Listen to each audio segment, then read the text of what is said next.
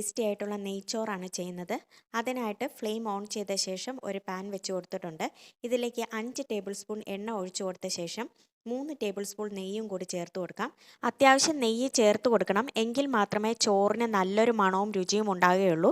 എണ്ണയും നെയ്യും ചൂടായി വരുമ്പോഴേക്ക് ഇതിലേക്ക് 4 കഷ്ണം പട്ട, 2 ഇതൾ ജാതിപത്രി, 8 ഗ്രാമ്പു, 4 തക്കോലം, 1 ടീസ്പൂൺ പെരിഞ്ജീരകം, 2 ഇടനയില എന്നിവ ഇട്ട് കൊടുക്കാം.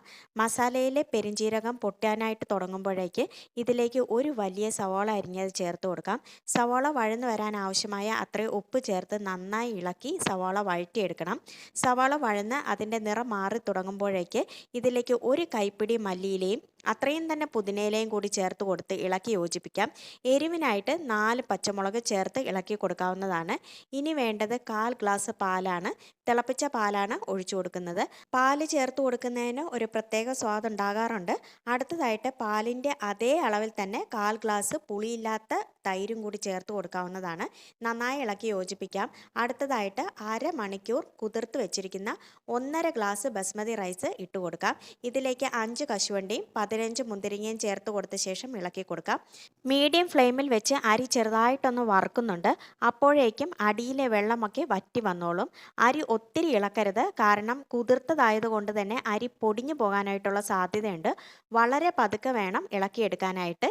ഇനി 1 ഗ്ലാസ് അരിക്ക് 2 ഗ്ലാസ് വെള്ളം എന്ന അളവിൽ തിളപ്പിച്ച ചൂടുവെള്ളം ഒഴിച്ചു കൊടുക്കാം. 1/2 ഗ്ലാസ് അരിയാണ് എടുത്തിരിക്കുന്നത്, അതുകൊണ്ട് തന്നെ 3 ഗ്ലാസ് തിളച്ച ചൂടുവെള്ളം ഒഴിച്ചു കൊടുക്കുന്നുണ്ട്. ചോറിലേക്ക് ആവശ്യമായ ഉപ്പ് ചേർത്ത് കൊടുക്കാം. നന്നായി ഇളക്കി ഉപ്പ് നോക്കണം. ഒരല്പം ഉപ്പ് മുന്നോട്ട് നിൽക്കണം, അപ്പോഴാണ് അരി വെന്ത് വരുമ്പോഴേക്ക് പാകത്തിന് ഉപ്പുണ്ടാകുകയുള്ളൂ.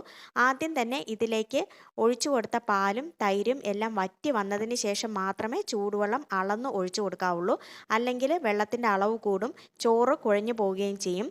അതുപോലെ തിളപ്പിച്ച ചൂടുവെള്ളം മാത്രമേ അരിയിലേക്ക് ഒഴിച്ചു കൊടുക്കാവുള്ളൂ, കാരണം അരി കുതിർത്തതാണ്. തണുത്ത വെള്ളമാണ് ഒഴിച്ചു കൊടുക്കുന്നതെങ്കിൽ കുക്കിംഗ് ടൈം കൂടും. ആ സമയം കൊണ്ട് തന്നെ അരി വെന്ത് ഉടഞ്ഞു പോകും. ആദ്യം ഹൈ ഫ്ലെയിമിൽ വെച്ച് അരി തിളച്ച് വന്നതിന് ശേഷം ലോ ഫ്ലെയിമിൽ 15 മിനിറ്റ് മുതൽ 20 മിനിറ്റ് വരെ വേവിച്ചെടുക്കാം. ഇടയ്ക്ക് തുറന്ന് അരിയുടെ വേവ് നോക്കണം. അരി നന്നായിട്ട് വെന്ത് വന്നിട്ടുണ്ട്, മാത്രമല്ല അടിയിലെ വെള്ളം മുഴുവനായിട്ടും വറ്റി വന്നിട്ടുണ്ട്. ഇത്രയും മതിയാകും. ഫ്ലെയിം ഓഫ് ചെയ്യാവുന്നതാണ്.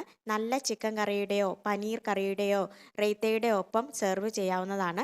ഇത്തരത്തിലുള്ള ചോറിൻ്റെ ഏറ്റവും നല്ല കോമ്പിനേഷൻ ക്യാപ്സിക്കം ചിക്കൻ മസാലയാണ്.